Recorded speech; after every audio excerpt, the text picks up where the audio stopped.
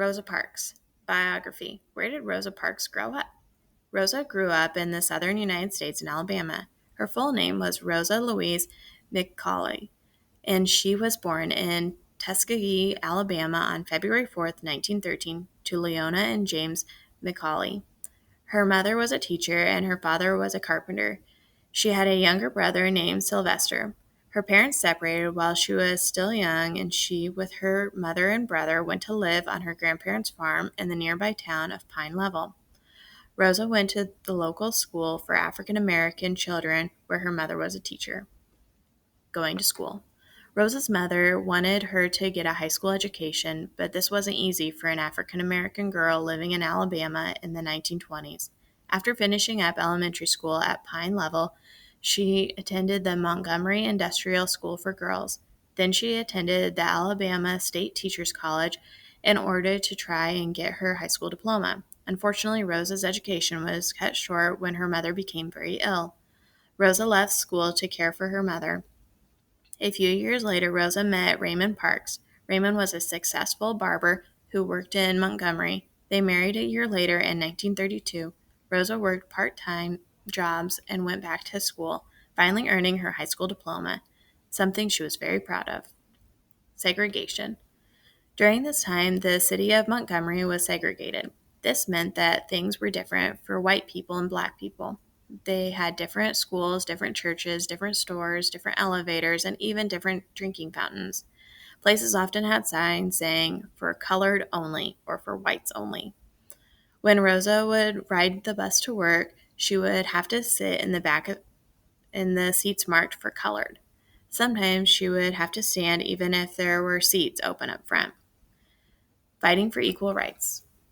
Growing up, Rosa had lived with racism in the South. She was scared of the members of the KKK who had burned down black schoolhouses and churches. She also saw a black man get beaten by a white bus driver for getting in his way. The bus driver only had to pay a $24 fine. Rosa and her husband Raymond wanted to do something about it. They joined the National Association for the Advancement of Colored People, NAACP. Rosa saw the opportunity to do something when the Freedom Train arrived in Montgomery. The train was supposed to not be segregated according to the Supreme Court, so Rosa led a group of African American students to the train. They attended the exposition on the train at the same time and in the same line as the white students.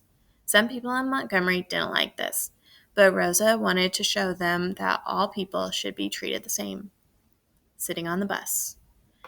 It was on December 1st, 1955, that Rosa made her famous stand while sitting on the bus. Rosa had settled into her seat on the bus after a hard day's work. All the seats on the bus had filled up when a white man boarded. The bus driver told Rosa and some other African Americans to stand up. Rosa refused. The bus driver said he would call the police. Rosa didn't move. Soon the police showed up and Rosa was arrested.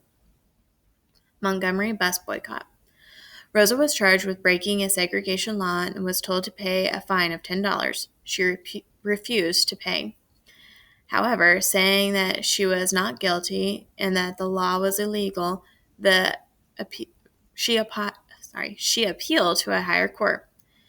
That night, a number of African American leaders got together and decided to boycott the city buses. This meant that African Americans would no longer ride the buses. One of these leaders was Dr. Martin Luther King Jr. He became the president of the Montgomery Improvement Association, which helped to lead the boycott. It wasn't easy for people to boycott the buses as many African Americans didn't have cars. They had to walk to work or get a ride in a carpool. Many people couldn't go into town to buy things. However, they stuck together in order to make a statement. The boycott continued for 381 days. Finally, the U.S. Supreme Court ruled that the segregation laws in Alabama were unconstitutional. After the boycott. Just because the laws were changed, things didn't get any easier for Rosa. She received many threats and feared for her life. Many of the civil rights leaders' houses were bombed, including the home of Dr. Martin Luther King Jr. In 1957, Rosa and Raymond moved to Detroit, Michigan. Rosa Parks and Bill Clinton,